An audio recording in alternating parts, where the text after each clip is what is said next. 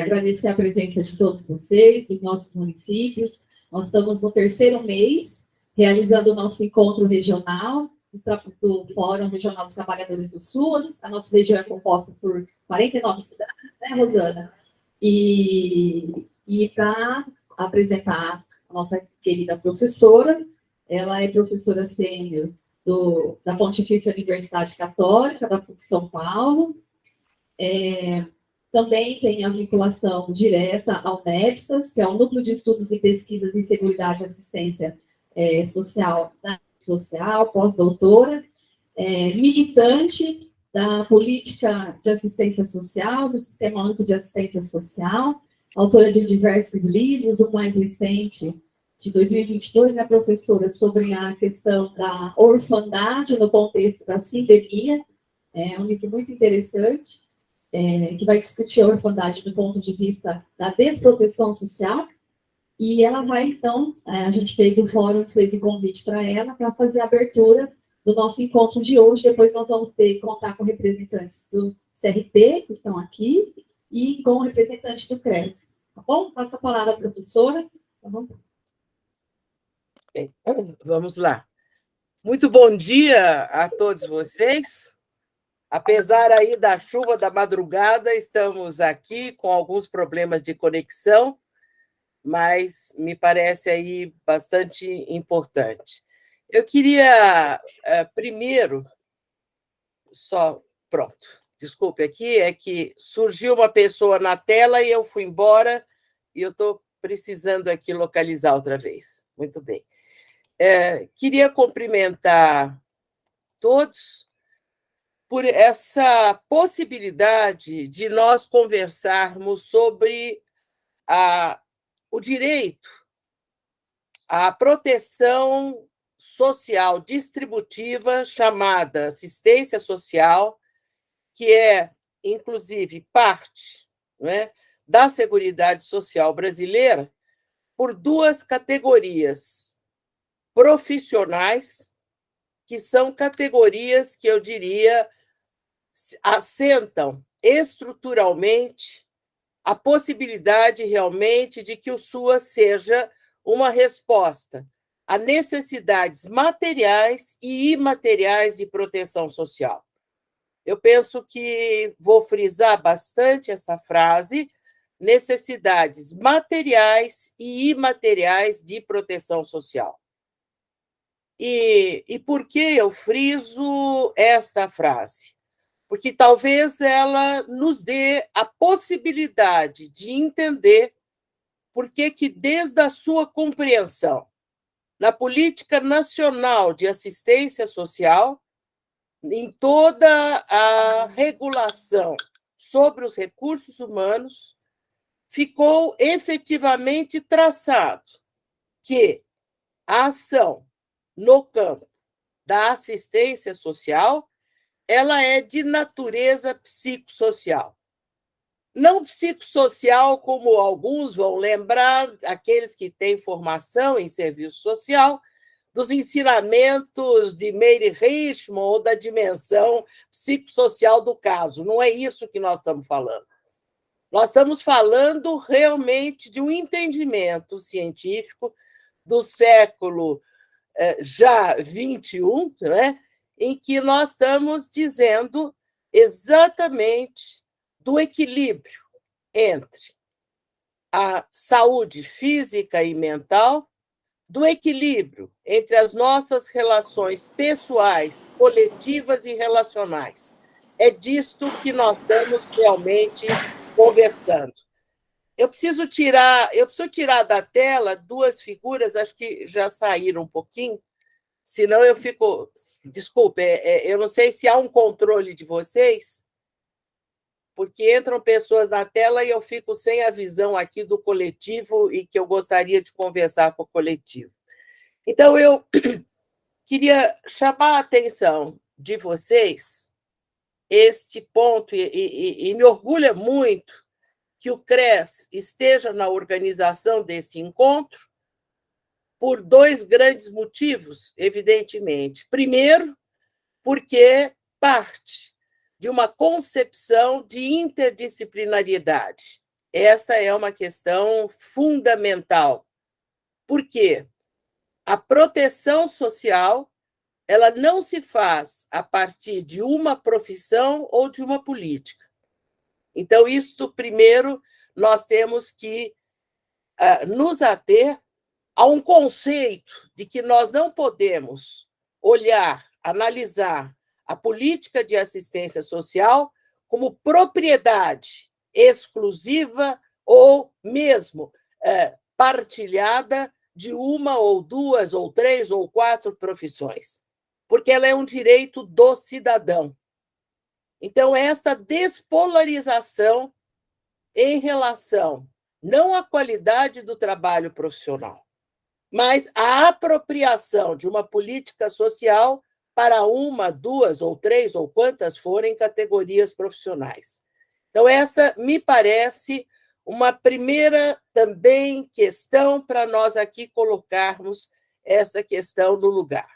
Isso não quer dizer absolutamente, não é, que não exista saberes nas diferentes categorias, mas quer dizer que a política de assistência social, ela não é, digamos, um lugar atrelado a uma só categoria profissional. Isso precisa ficar extremamente claro para todos nós.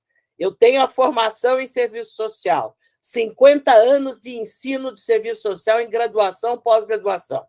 Então, eu não estou falando de alguma coisa, não é, que seja realmente, digamos, de natureza de desconhecimento.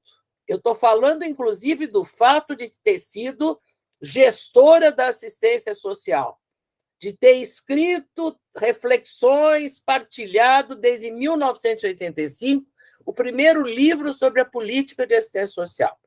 Então, nós temos aqui, inclusive, que ter até um conhecimento bastante aprofundado para que o processo de formação de categorias profissionais que atuem ou que atuam na política de assistência social tenham também na sua graduação conhecimento sobre a proteção social distributiva. Então, acho que esse é um bloco de questões que eu gostaria de conversar com vocês. Um segundo bloco diz respeito ao momento que nós estamos vivendo, um momento, inclusive, que nós temos que aclarar. Primeiro ponto, se efetivamente a política de assistência social é uma política que está aliançada com o processo democrático, com os direitos do cidadão, ou se ela é uma política tuteladora, disciplinadora, acomodadora da população que lhe é usuária. Então, nós temos aqui um segundo aspecto que me parece extremamente importante, que tem a ver com o primeiro, sem dúvida alguma, mas nessa segunda dimensão, nós temos uma direção em analisar se nós estamos realmente com uma política que ela significa acessos materiais, e aí nós temos que discutir porta de saída, porque ela é uma política de tutela, para alguns é uma política que vicia na doação, uma política individualista, ou se, na verdade, ela, de fato, entende, incorpora que proteção social, que assistência social está na Constituição Brasileira de 88 e que nós temos o dever ético-político e o dever, efetivamente, digamos assim, republicano, de conferir direitos socioassistenciais. Então, eu acho que são dois blocos de questões que eles se mesclam e que também permitem a gente fazer distinções. Feliz ou infelizmente, nós estamos num momento de distinções. Distinções, inclusive, que se espelham, né, em projetos de governança do Estado de São Paulo e do país. Distinções em que, queiramos ou não, o trato da política está colocado em qualquer uma das propostas que se apresente, mesmo de um candidato a deputado, de um candidato a senador. Isto é, de que maneira, de fato, se incorpora ou não incorpora o direito socioassistencial? De que maneira ainda se olha realmente a realidade de uma forma segmentada, como se tivesse a supremacia branca e a subordinação, na verdade, da população negra e parda, que deve ter uma ação subordinada, que é aquela quem deve realmente recair mais as mazelas todas da vida social, e não, na verdade, uma direção de igualdade, que supere a distinção racial, a distinção, a diversidade sexual. Então, até onde nós incorporamos ou não realmente a diversidade num projeto ético-político do exercício de uma profissão. Então, vamos aqui a um primeiro bloco que eu distingui um pouco para vocês, porque entendo que nós temos aqui uma necessidade de um entendimento da relação interdisciplinar, interprofissional da política de assistência social. Depois discutimos o segundo. Então, o que eu queria chamar a atenção de vocês, primeiro, é que nós ainda não conseguimos, na construção histórica da política de assistência social, superar 2 ou 3 ocorrências que se atribuem como característica dessa política. Primeiro, que ela seja uma política que ela segmenta, separa, trata de forma diferenciada aqueles que têm uma renda insuficiente para sobreviver. Ela seria, portanto, neste caso, uma política que ajudaria, não mais num formato de esmola, mas outros talvez modernizados, de conseguir melhorar a situação daqueles que não têm como sobreviver. Não mais dentro de um campo individual das doações de esmola, mas através de programas que transfiram ou que sejam monetarizados, mas que transfiram recursos financeiros ou moedas. Esta é uma visão modernizada de um sentido esmolar. Muito obrigada, melhoramos aqui a nossa tela, estou vendo melhor vocês. Uma segunda dimensão é que uma passagem entre as formas que são da filantropia, das associações em geral religiosas, que praticavam a atenção social às pessoas como uma atitude da crença religiosa que, na verdade, ama o próximo como a si mesmo. Evidente que nada contra isto, mas evidente que quando nós estamos tratando de uma política social, nós estamos indo além do que seja uma prática religiosa. Essa é uma segunda grande questão, porque, por vezes, nós vemos uma grande confusão em que a mesa de trabalho do profissional é cheia de imagens várias, desde figuras da florestas até figuras divinas, numa coisa em que coloca a relação baseada na intermediação de mitos, de ídolos ou de formas que sejam crenças pessoais, sem realmente entender que desde 1889 nós estamos sob república, e que a república supõe a separação entre Estado e religião, ou igreja, como se a gente quiser assim chamar. Isto é, nós estamos numa ação de cidadania, que ela se baseia dentro dessa dimensão. Esta questão ainda ela é bastante complicada e eu diria que ela tem nos afetado bastante dentro da política de assistência social.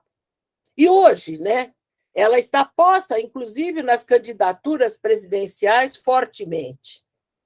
Se um candidato à presidência, ele deve ser um religioso ou ele deve ser realmente um efetivo cidadão republicano em nome do Estado brasileiro. Nós temos essa confusão.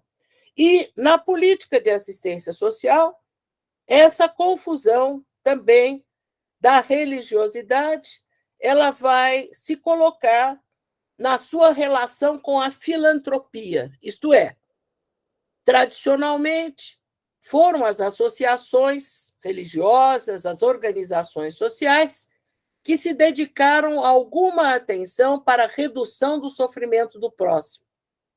E nós, ainda dentro da política de assistência social, temos, e São Paulo aqui é um exemplo, 97% da sua ação, dos serviços socioassistenciais, são realizados por organizações sociais.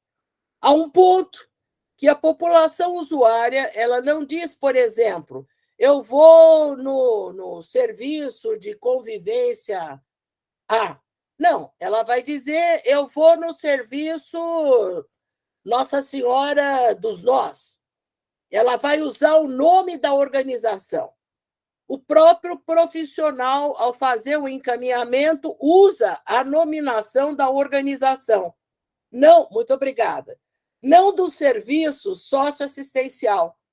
Isto é, nós mesmos, embora financiemos, embora supervisionemos aquele serviço, nós o consideramos como apartado de uma unidade, de uma rede pública, ainda que tenha unidades estatais e unidades, digamos, que seriam privadas em parceria, mas nós não tratamos numa unidade de rede pública. Entre o serviço A, B, C, da mesma espécie, as características são daquela organização e não da política pública. A política pública ainda é tratada como fundamentalmente uma transferência de recurso financeiro, o que não fica claro para o cidadão que aquele serviço está financiado pelos recursos da prefeitura, pelos recursos do Estado, muito menos do que deveria, e os recursos da União, que estão sendo cortados. Isto é, se nós hoje brigamos realmente, corretamente, contra o orçamento da União, que cortou 95% dos recursos para os serviços socioassistenciais, porque estão se dedicando fundamentalmente ao benefício, o que acontece concretamente é que nós falamos desse número, mas não consideramos o que esse número significa na gestão local, na gestão estadual, e mais ainda, que ao chegar na gestão municipal, ele ou na gestão estadual, ele vai ser repassado por uma organização, corretamente, se ela tem um convênio, lógico, que isso não tenha sido um repasse pelo orçamento secreto, mas que isto seja repassado pela organização, sem ficar claro e público para aquele usuário que aquele serviço ele é um serviço público. Então, a força que nós temos, do ponto de vista de lutar pelo orçamento público, exige o comprometimento, inclusive da própria população, no entendimento que aquele serviço é um serviço público, portanto, de responsabilidade estatal, e que essa responsabilidade tem que ser convocada para o seu financiamento. Senão, nós estamos tratando de outra coisa, de como repassar dinheiro por uma instituição, aplicar no formato que ela desenha e não no formato e exigência da política nacional e constituindo direito de cidadania. Então, nós temos uma questão aqui, não é, em que a nossa relação, que eu não acho que ela é dispensável, por favor, mas com as organizações sociais, ela precisa ser parametrada a partir da política pública estatal como direito de cidadania, não como vontades individuais, Com isso, não se reduz em nada, absolutamente, a importância das organizações. Mas o protocolo que nós mantemos com as organizações precisa ser colocado num padrão de direito do cidadão. Acho que essa é uma grande questão.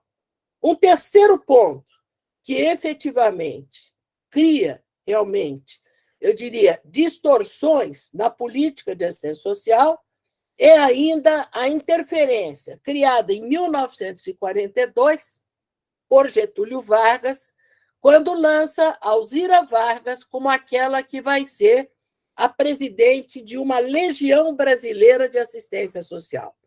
Esta configuração da mediação de uma primeira-dama, de uma mulher ascendida a uma condição, ascendida com SC, uma condição de ser efetivamente, né, uma coordenadora do social, ela persiste. Ela persiste. E persiste, por favor, em qualquer partido político.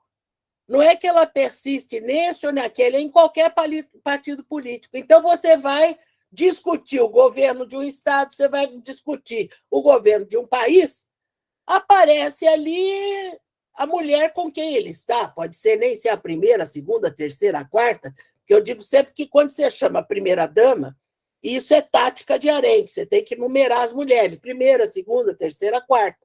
Quer dizer, então, na verdade, isso é efetivamente alguma coisa bastante equivocada. Nada contra, é evidente, o companheiro ou a companheira daquele que é o governante, tudo contra em achar que mulher só pode ser a segunda, a terceira, a primeira, a quarta, a quinta.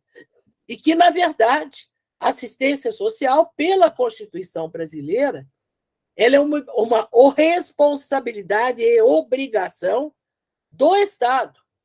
Portanto, ela tem que estar submetida realmente à condição de ser um direito do cidadão.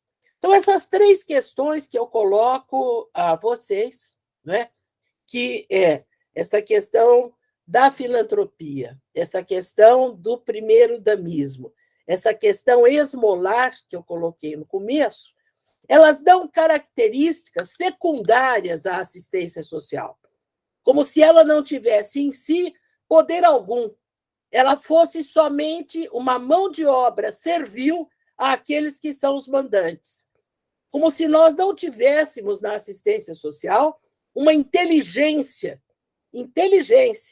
porque esse é o entendimento que assistência social você faz simplesmente pela desenvoltura, né? O que é atribuir um benefício? O que é isso? O que é aquilo? Isto é, há uma completa desconsideração de que há um processo de entendimento, de inteligência. Espera aí que a Lucivane está me olhando, não sei se ela está gostando.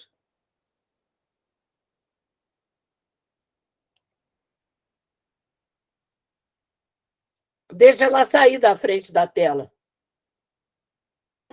É que, professora, ficou instável. E não, aí, mas com a tua presença está mais instável ainda, porque eu nem vejo as pessoas. Obrigada. Então, o que eu queria aqui dizer é que, na verdade, essas três vertentes históricas, a continuidade da esmola. E como é que ela é vertida agora? O que é o CRAS? É o lugar que a gente tem benefício. Por exemplo, o que é assistência social?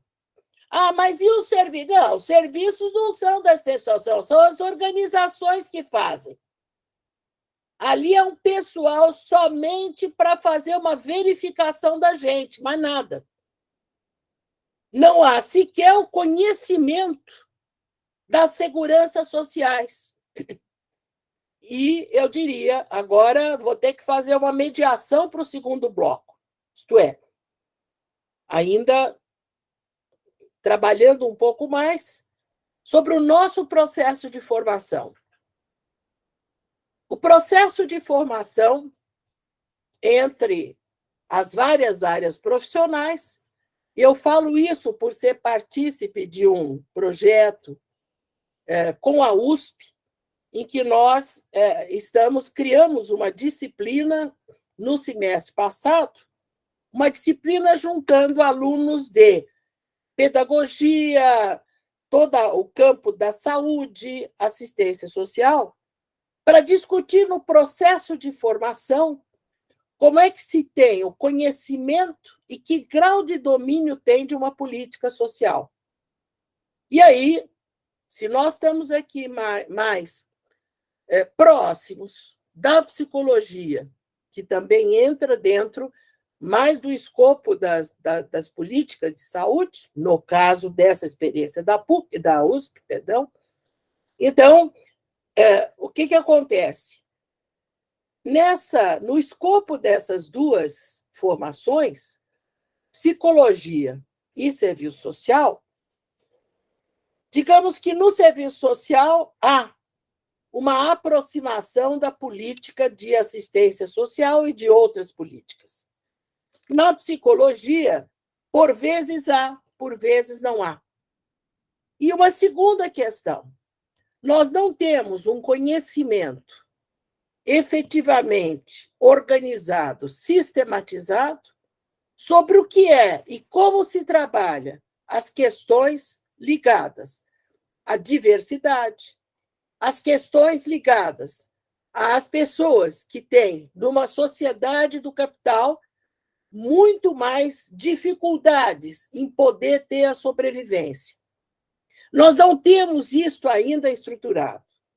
É quase praxe, por exemplo, no serviço social, que a assistência social seja considerada como alguma coisa, como uma crítica genérica, sem um domínio de conteúdo, e uma crítica genérica de que ela é uma política adjutória do neoliberalismo e adjutória do capitalismo, porque ela seria uma política redutora ou mitigadora, na verdade, digamos assim, do enriquecimento, da concentração de renda. Portanto, nesse sentido, ela seria apaziguadora, né, das possíveis conflitos entre a concentração de renda e, na verdade, vamos dizer melhor, sobre a questão social, sobre a questão da manifestação realmente das desigualdades socioeconômicas e socioculturais, e podemos estender isso na própria discussão das expressões da questão social.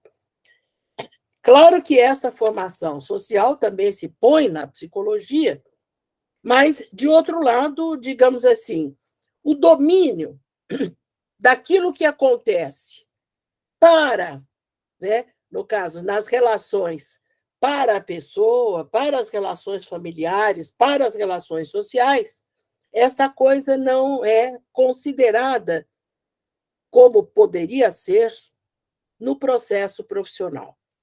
Tanto que a ausência de capacitação profissional contínua para os trabalhadores da política de assistência social, ela se torna essencial, sobretudo quando o processo de formação ele também tem vamos dizer assim, a possibilidade dele ser remoto, que foi agudizado pela pandemia, e onde a própria relação, não é, com a realidade, essa experiência com a realidade, ela se vê, sob orientação, ela se vê reduzida.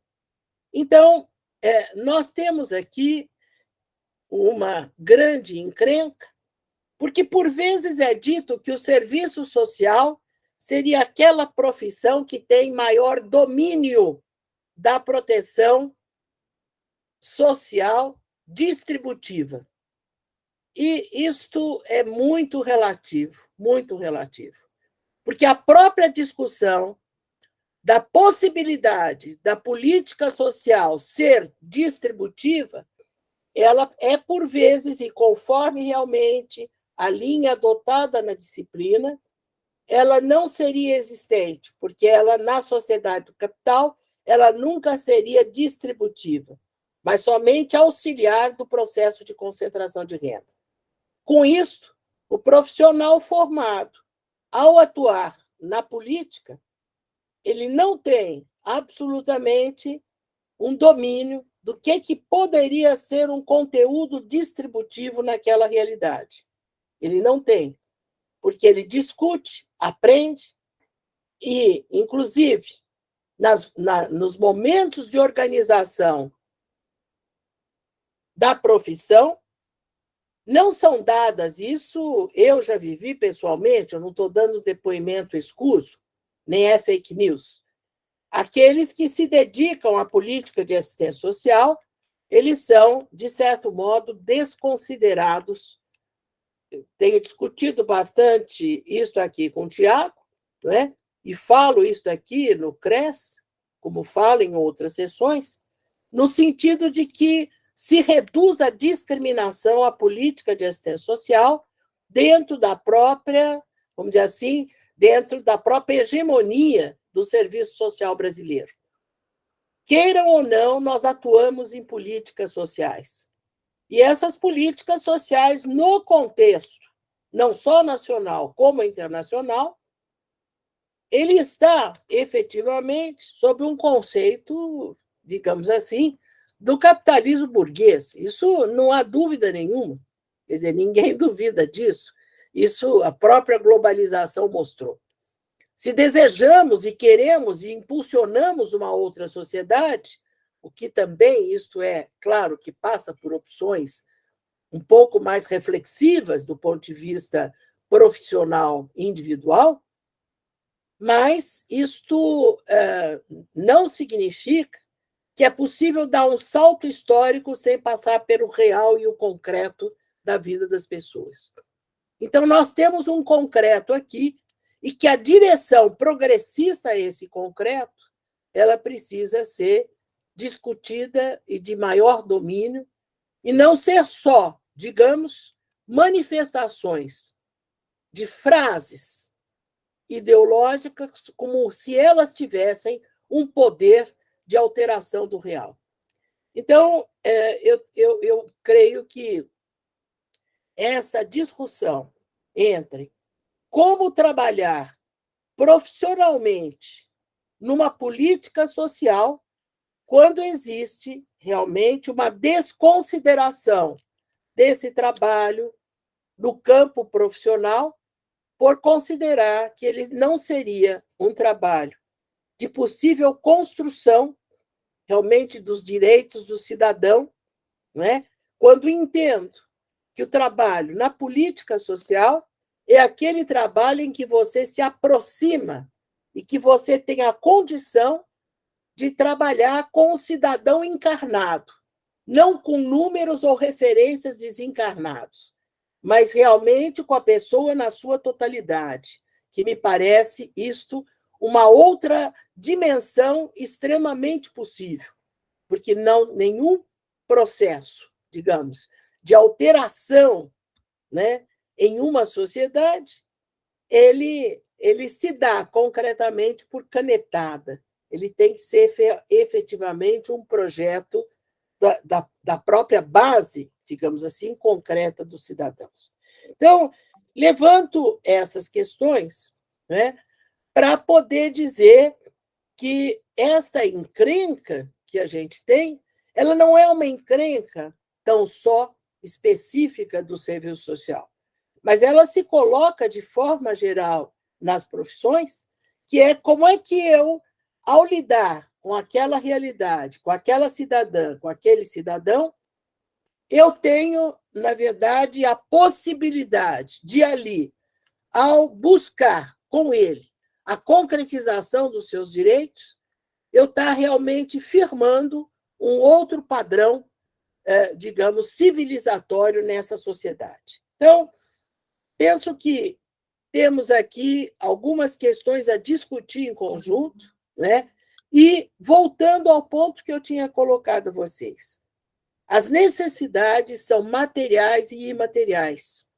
Não cabe uma divisão entre a psicologia e o serviço social, de entender somente que serviço social são necessidades materiais e psicologia são as necessidades imateriais. Porque nós, na verdade, no serviço social, lidamos também, por evidência, com as necessidades relacionais que entram também no campo imaterial. E como também, digamos, se não existe claramente, né, o que é o acesso e a discussão a essas necessidades materiais de toda uma equipe da assistência social, isto não é prerrogativa de nenhuma profissão.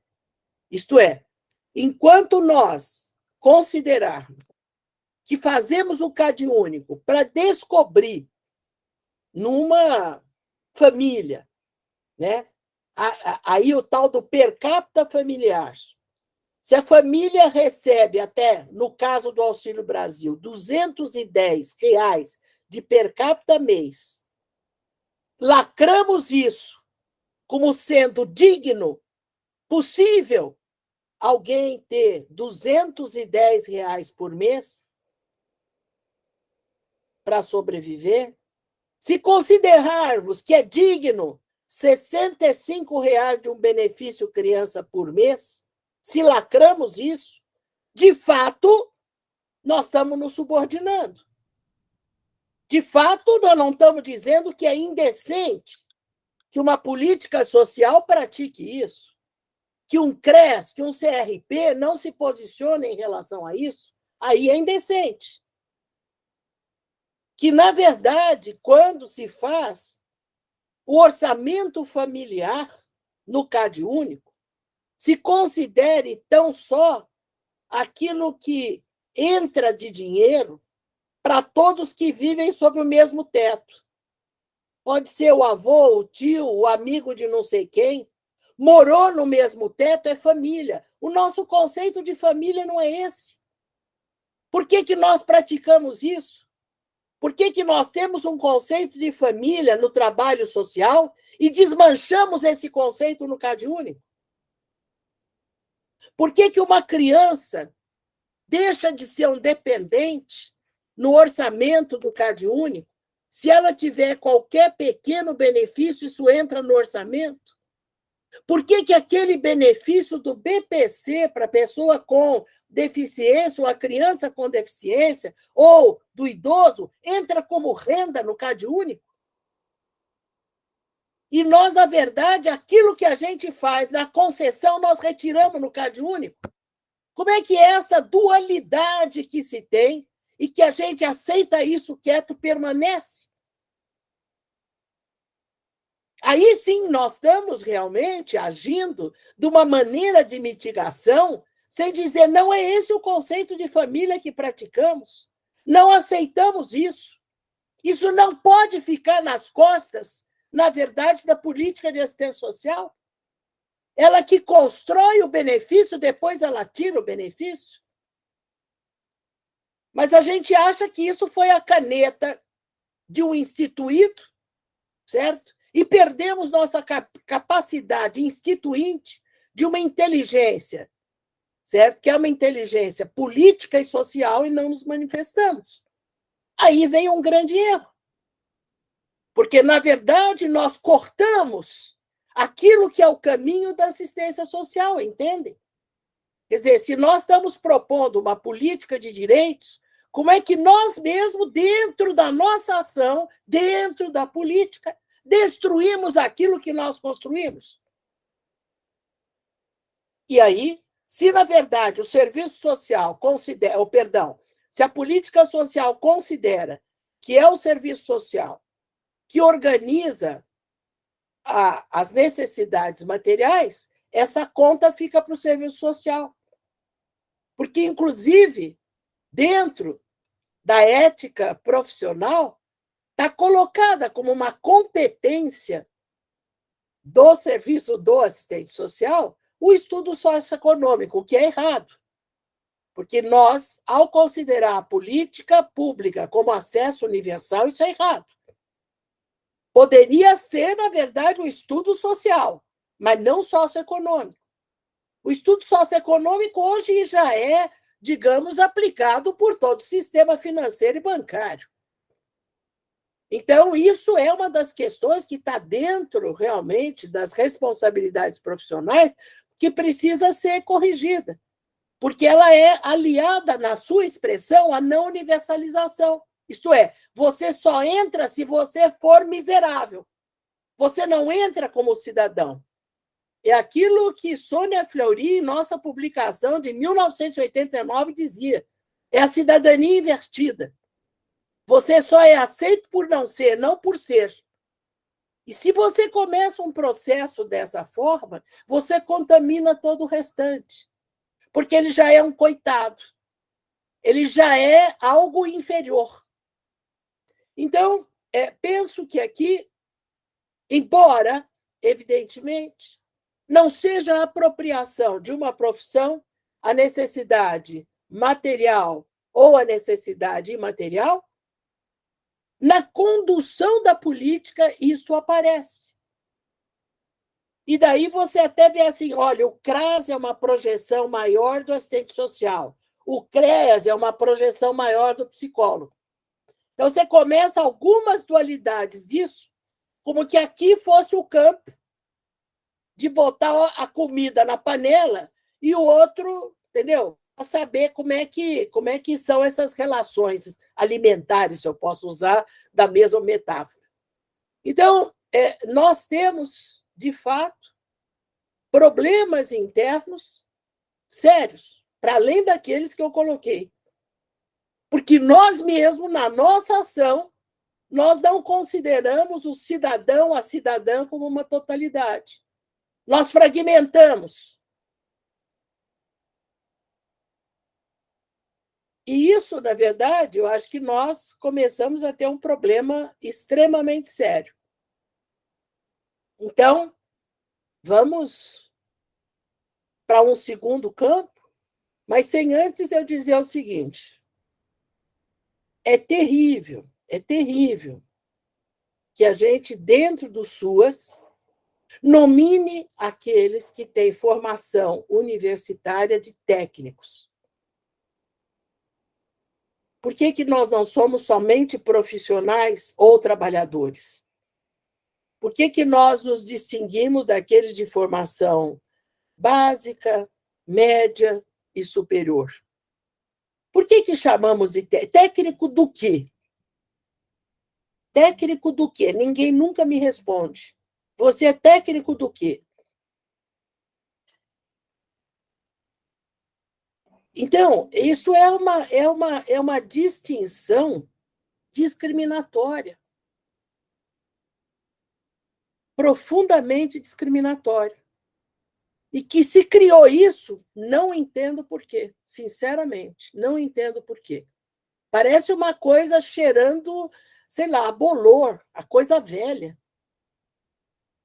Que se você colocar essa palavra técnico, tudo fica maravilhoso. Parece que você sabe mais do que o mundo.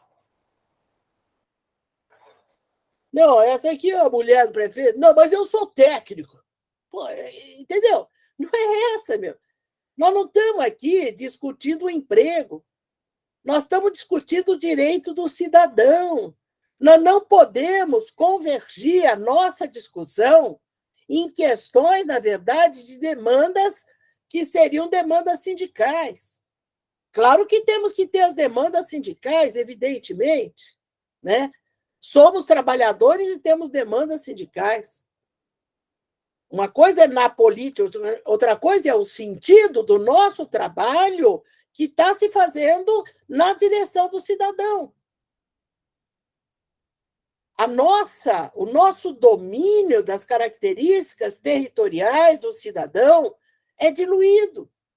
Não podemos dizer, e como é que está essa região? Não, mas sabe, a Maria, o Pedro, o Antônio, nós não construímos essas relações horizontais e mais, digamos assim, que seriam articuladoras de um dado território. Nós ainda não temos claro essa questão. Chega, né? Vamos para o segundo bloco para eu terminar, vocês devem estar cansados. Mas eu diria aí que, de fato, o que essas eleições elas estão mais fortemente mostrando até porque estamos possivelmente um pouco muito mais atentos.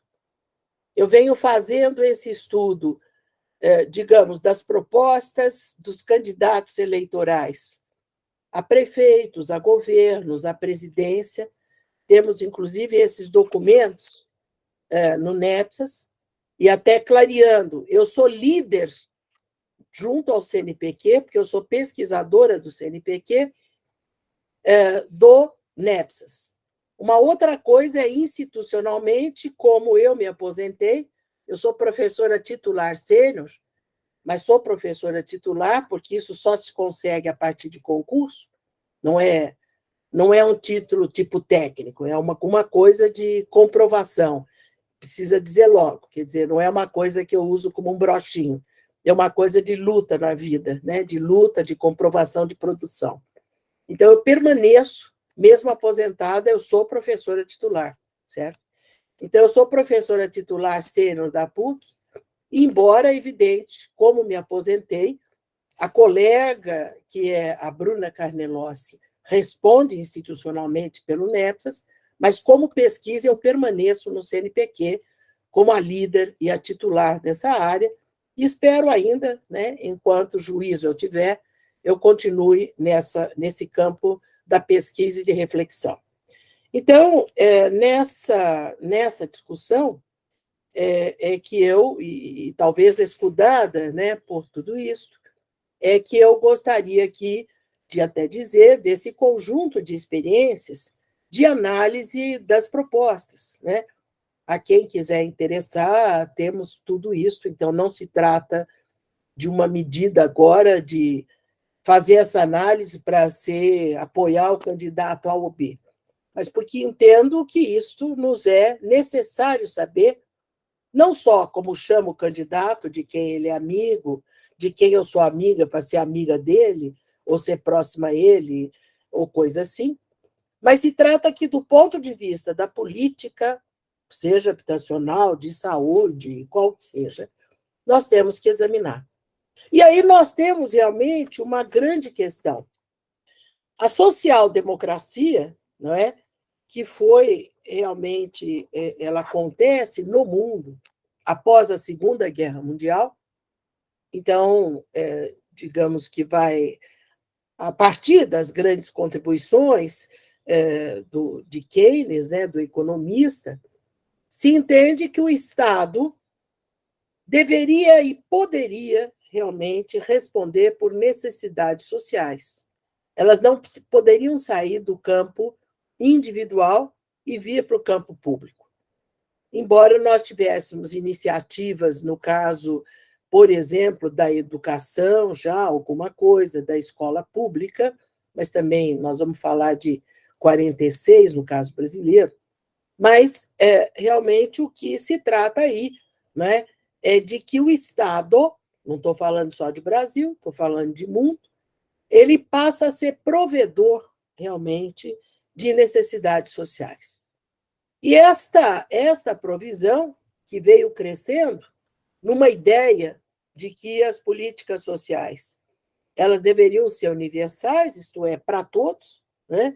Isto veio crescendo e isto começou a ser interditado a partir mais ou menos de 1973, quando, no governo Thatcher, ganha realmente campo, né, a discussão toda de que não deveria ser esse Estado social abrangente, mas deveria ser um Estado mínimo, isto é, não se tratava de olhar necessidades sociais, mas sim necessitados sociais. Este momento, né, então, ele vai criar uma inflexão e que realmente a nossa Constituição de 1988 ela vem carregada da social-democracia. Mas nós temos hoje, infelizmente, diríamos, uma quase que implosão da social-democracia, quando o próprio partido da social-democracia ele vem se dissolvendo. Falava eu ainda, uns 10 dias, né, com o filho de Franco Montoro, que foi o criador do PSDB, sobre essa implosão da social-democracia. E não tem como, desculpem lá, nós discutirmos a política social se nós não tivermos uma âncora efetivamente na social-democracia. Então, claro que nós vamos aqui discutir modelos de Estado social, não é? Mas nós temos que tentar construir essa âncora histórica, que isso significa que a atenção social é uma parte do processo civilizatório de uma sociedade. Não é um processo de ajuda, mas é entender e declinar fortemente o artigo 6º da Constituição. Dignidade humana é para todos, não é para alguns. Então, isto coloca realmente para nós um olhar incisivo sobre o que as pautas das propostas de governo elas colocam para a política de assistência social. O que nós temos, por exemplo, dentro aqui, no caso do governo do Estado de São Paulo, e olhando as duas propostas, inclusive segunda-feira vamos ter um debate no NEPSA sobre isso, né, como na tradição temos feito em todas as campanhas, é que nós temos, digamos, uma proposta A que não menciona absolutamente nada, realmente nem admite a política de assistência social, fala-se de saúde, fala-se de educação, mas assistência social é alguma coisa que fica num vazio, que você não sabe se é um vazio de nada ou o que é. Inclusive, apontando algumas hipóteses de benefícios que eles seriam atribuídos nas escolas, portanto, no apoio, talvez uma revivência do Bolsa Escola, em que ele seria atribuído para alunos de cursos técnicos no valor de R$ 120, e que este benefício ele seria, digamos assim, acompanhado, né, por um trabalho social. Sem isso, está esclarecido o que seria, o que não seria. Não existe absolutamente uma preocupação, e isso é extremamente importante, e eu preciso sublinhar isto nesta reunião, que nós estamos aqui numa região, tenho conversado algumas vezes com Rosana sobre isso, onde nós temos uma região que é campeã de pequeno município, né? Pequeno município, que a gente diz até 20 mil, até 50 mil habitantes, mas, na verdade, no estudo, se vocês olharem, o Plano Nacional 2016-2026, vocês verão que nós fizemos algumas subcategorias dentro do pequeno município e que muitos municípios não chegam absolutamente a 20 mil habitantes, estão bem mais abaixo. Não só Borá, como não chega a 1.000, mas vamos pegar depois aqueles que não chegam a 5 mil ou a 10 mil, o que dirá 20 mil. Então, todos esses municípios que não têm, evidentemente, uma concentração de demanda para instituir um serviço específico, eles são dependentes, claro, né, da responsabilidade social do Estado em ser provedora, ou ser provedor, daquilo que seriam respostas a proteções, sobretudo as proteções de média e alta complexidade. Eu não estou vendo a Marivalda aqui, mas me parece que a ação do Estado, do governo do Estado de São Paulo, na provisão de respostas, né, de respostas que sejam, obrigada, Marivalda, mas de respostas que sejam para essa cobertura de necessidades de média e alta complexidade, elas teriam que se fazer por agregações de municípios, né, por, digamos, algumas formas, por exemplo, da residência inclusiva ou outras, que fossem, se é da forma de consórcio. Se é da forma de consórcio, nós teríamos que ter nos consórcios câmaras técnicas de assistência social. Nós não temos tido isso. Ou a formalização de consórcios que deem segurança ao cidadão da sua atenção, né, dentro, por exemplo, né, de reserva de vaga no serviço do município tal por município tal, mas até onde isto passa realmente a ser de apropriação do cidadão. Então, nós não temos uma garantia desta cobertura na provisão estatal. E isso não fica claro a todos nós nesta análise geral sobre o que está sendo realizado no conjunto dos serviços socioassistenciais para o pequeno município. Então, a gente considera ali no pequeno município, que aqui na região, quer dizer, no estado todo, né, é cerca, quer dizer, no país, 80 e pouco por cento, no estado todo são 571 dos 645 municípios, portanto, nós temos um número considerável. E qual é a política de cobertura para a população assentada nos 571 municípios? Isso ainda não é claro, parece que a gente ainda tem uma cabeça de projeto piloto, e não realmente uma perspectiva de cobertura das necessidades. Ainda são aquela coisa de necessitado e não de necessidades materiais e imateriais. Ter uma residência inclusiva é uma necessidade material e imaterial ao mesmo tempo.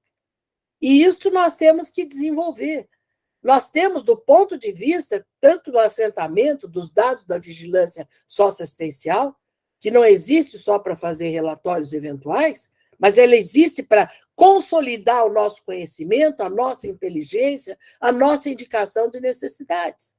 Nós não conseguimos fazer indicação de necessidades. Parece que aquilo que já tem já está bom. Se tem água, está bom. Não precisa mais nada, entendeu?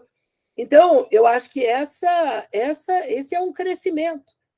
Acomodou-se a ter um Estado vazio de compromissos com a assistência social. Ela tem uma mediação que ela registra dados, mas o que ela executa concretamente? Ela executa bom prato. Calma aí, isto aqui é do CISAM, isso é da segurança alimentar. Isso pode estar num orçamento estadual. Então, o candidato bota lá, vou ampliar o bom prato. Onde está a residência inclusiva? Onde está o atendimento da proteção da criança? Onde está isso? Não tem. Onde está, na verdade, o investimento, ou novamente o investimento, ou acionamento da antiga escola, queiramos daquele modelo ou outro, de capacitação e formação? Não está. Ora, se nós não temos esses elementos de responsabilidade estadual, nem nominamos uma secretaria estadual mais de assistência social, ela é desenvolvimento. O que é isso, ser desenvolvimento social? Por quê? Desenvolvimento social é só assistência social? Não é, evidentemente. É um conjunto de possibilidades, inclusive as econômicas. Então, eu estou dizendo que nós ficamos muito à mercê de para onde a água corre. Mas a nossa inteligência fica embotada. Nós, na verdade, nos transformamos em atores de ações sociais consentidas. Mas não temos uma análise, inclusive, para mostrar para a sociedade aquilo que falta. Ai de quem na saúde não souber qual é a cobertura de leito hospitalar, qual é a presença ou não presença de medicamentos. Mas nós não temos isso. E eu não consigo entender por que não temos. Certo? Por que nós apagamos isso? E aí você vê uma proposta de governo que exatamente traduz isso. Ela não precisa se comprometer com nada. E você tem outra proposta de governo com vários compromissos, inclusive discussões que incorporaram aquilo que a gente debatia, né, no conjunto de todas essas necessidades. Então, eu acho que nós temos aqui decisões, mas são decisões que têm a ver com o compromisso ético-político das duas profissões, psicologia e serviço social. Porque de que maneira esse projeto político, ético-político, ele está, de fato, comprometido com o avanço de política social ou somente com discursos, sem uma consolidação? A consolidação implica investir nos trabalhadores. Qual é o investimento em formação dos trabalhadores? Qual é o processo democrático de gestão? Um monte de gente conversando, eu tenho medo, eu vou ser retirada, o meu chefe vai me impedir. Como assim? Certo? Como assim? Então, não é só o empresário que está dizendo para o cara, não, você tem que votar nesse que eu penso. Não. Dentro das próprias chefias, dentro do órgão público, está acontecendo o mesmo. Você só é se você agir como aquilo que eu penso. Eu não tenho democracia para admitir que aqui pode ter pensamentos diferentes. Eu não consigo entender isso, gente, sinceramente. Sinceramente, não consigo entender. Então, toda a nossa, o FET SUAS, toda a nossa organização dos trabalhadores tem que incidir nessa questão realmente de ter um pacto do trabalho que permita democraticamente que o trabalhador tenha as suas ideias, e não que ele se subordine, e não que ele seja ameaçado de perder o cargo, perder o lugar. Isso, na verdade, é alguma coisa que a gente lê nos jornais, que está acontecendo em empresas, mas está acontecendo também no serviço público. Como? A gestão pelo medo? Nós estamos sob uma ditadura? Então, eu acho que nós temos que pensar, nesse momento, um pouco mais fortemente sobre qual é o projeto que nós temos e qual é a identidade desse projeto que a gente vê transparecer, digamos, para a região em que trabalhamos, para o estado em que atuamos, para o país em que nós estamos. Eu deixo isso para vocês. Muito obrigada a todos, um bom dia e desculpe lhes cansar, mas acho que é importante, são pensamentos importantes. Muito obrigada.